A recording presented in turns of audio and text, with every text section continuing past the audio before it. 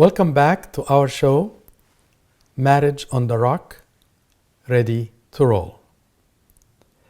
As I mentioned before, some of our episodes are related to preparing for marriage, while others are helping how to have a happy marriage. This episode is how to choose your future spouse. I want to say there are 3 stages. The first stage is choosing, then testing, then continuing. Some people call it courting and engagement, but at the end they function similarly. But I'm not here to talk about the 3 stages, but rather talk about common mistakes that we as individuals do when we come to choose our future spouse. So when we come to choose, sometimes we choose without maturity. It helps me a lot to learn that my son or daughter are mature in their thinking. They are not rushing into a decision like that, and they themselves are not aware of their own needs. They like things and they hate things next month. They want to do this and then they stop doing it. They own something, then they want to drop it. These are signs of immaturity. If I don't know what I want, how can I choose you? If I'm not in good relationship with my own family, how can I be in good relationship with you? I need to mature in my relationship within the people I know.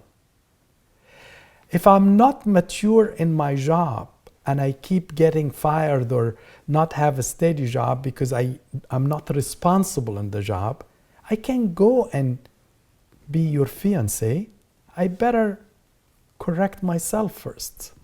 Of course, that doesn't mean you're already engaged and for a reason you got fired. That happens all the time. I'm talking about repeated failures like this. One of the mistakes we always do when we choose based on a non-spiritual basis. Meaning, you went and you liked a girl or you met that handsome man and you have not been praying about it. You have not taken any guidance from the people whom you trust, whether parents or fathers. And all of a sudden, you are in love. Where is the guidance? Where is the prayers? If I can whisper in any person listening to me and he or she has not yet agreed on a person they want to be with, please start praying for that person from now. There is a person for every one of you, somewhere there. Can I ask you to please pray, asking God, help me to know who is the right person before you met the person? The third mistake that we sometimes do in choosing is we depend on signs that means nothing. Like, oh, I was in the subway and she was next to me. I entered the church and she was the only one in the church. I am not disagreeing that occasionally there are signs in our life, but don't be too obsessed looking for signs.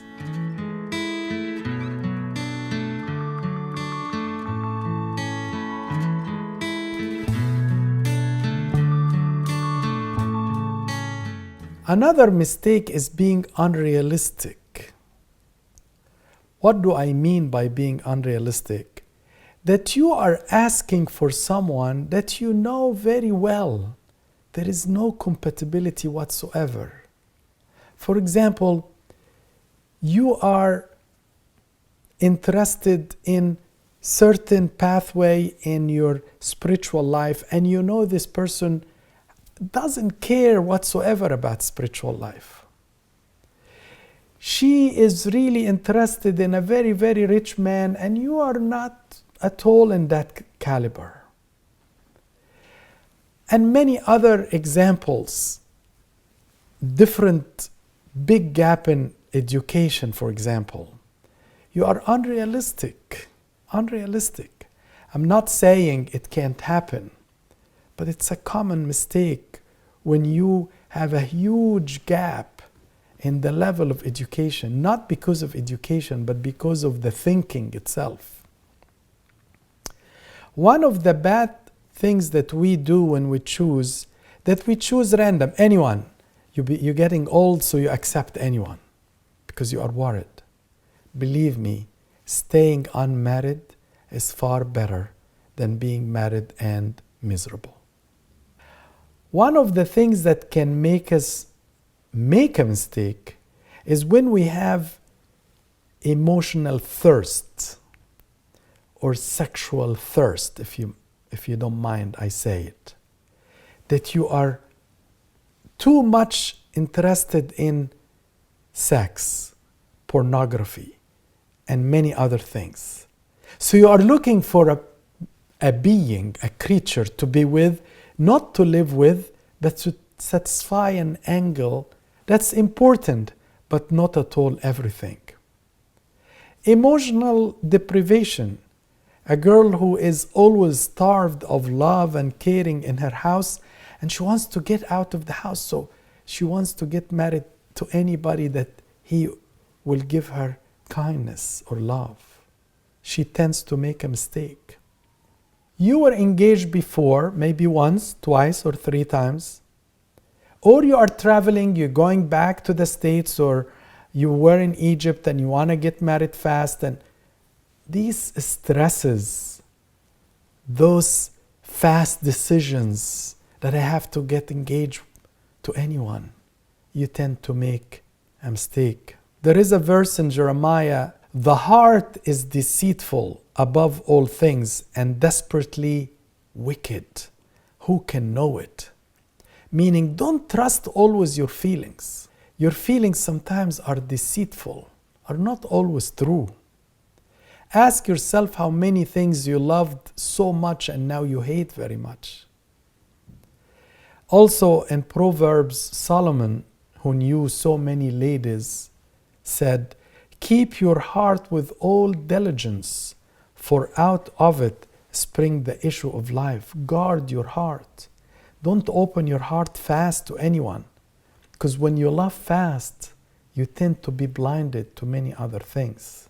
Other mistakes when we are approaching the choice or the choosing phase, that I don't know myself. I don't know what I like. I don't know what I hate. I don't know what I want to do in the future. I don't know where I want to be. I don't know what type of job. I don't know where I'm going to be relocating. I know what makes me happy and what gets me angry. I don't know myself.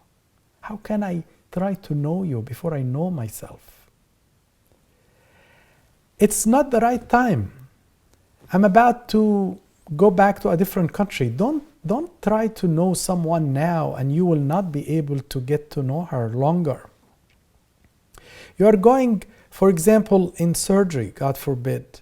Wait, don't rush until you come out and you feel good. You are about to study and become super busy and you don't have time for relationships. Why are you starting now? It's an inappropriate timing. Another mistake when we are not being honest with each other or with ourselves. I'm not honest. Why do I want to get married? I want to get married because I want to get rid of my home, my family, my parents. I can't stand them. I want to get married because I want things, material things. I want money. I want possessions. I want somebody rich. I want because I am interested in sex, and to tell you the truth, somebody told me because you are a porn addict just get married so you can stop, which by the way is the worst lie. No one stops pornography because marriage is not a treatment for sin. The treatment for sin is repentance. Don't also go through sacrifices because you will hate yourself later. I met many who lost their virginity during this period, or at least became physical, and at the end they were not happy and they left each other. They sacrificed a lot. They sacrificed even opinions of their own families. No, that's a mistake in choosing.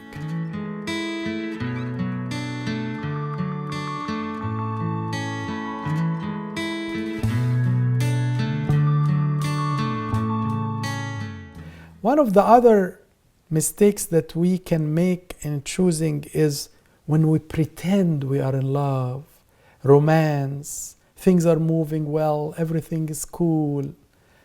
He doesn't do any mistakes. I love her. She is the angel on earth. Because you don't want to see her defects. You know it, but you don't want to talk about it. You are covering your eyes. You are blindfolding yourself. You are pretending. Also, avoid generalization. All men are bad. All women are crazy. All these exaggerations will get you nowhere. Sometimes because of our bad past experiences.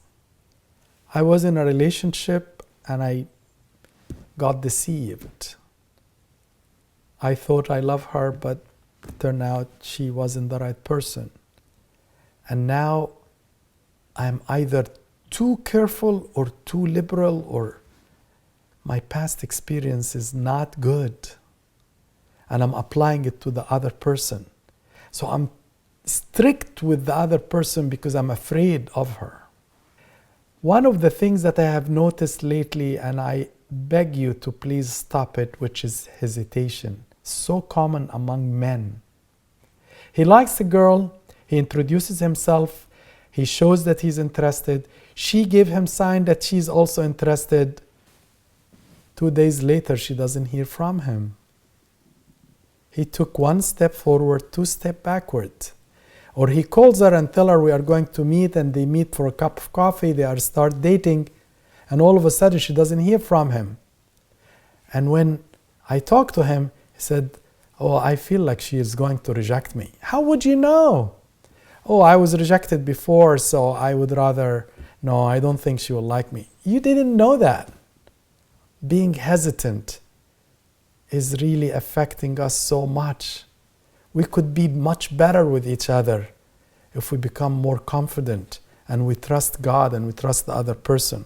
One of the other and common mistakes that we do when we choose is focusing on one character.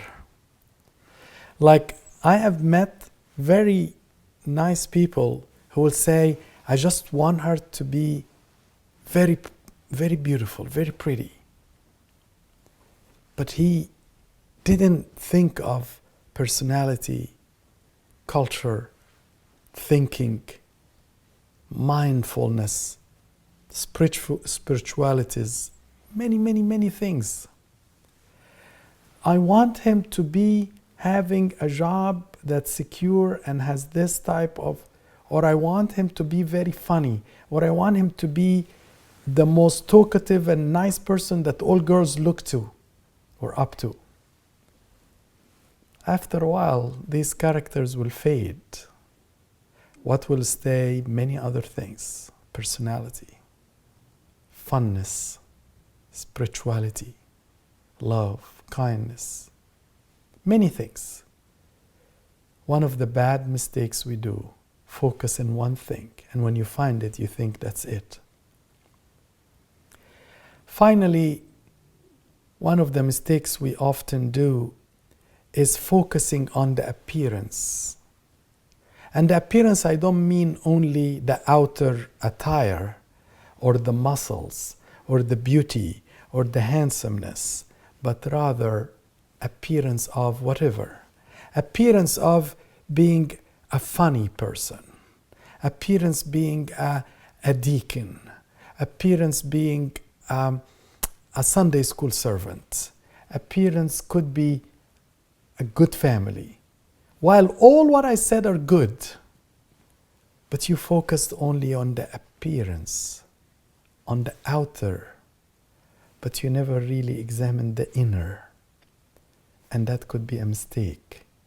Many of the marriages that failing today started this way. And that's why I'm hoping to warn you from falling in the same mistake. I haven't finished yet the mistakes that commonly used during marriage. Welcome back to our show, Marriage on the Rock. What are the most common mistakes in choosing their future spouses? Also, being hasty or fast or not taking your time. We also spoke about the mistake of not knowing what you like, what you want to be.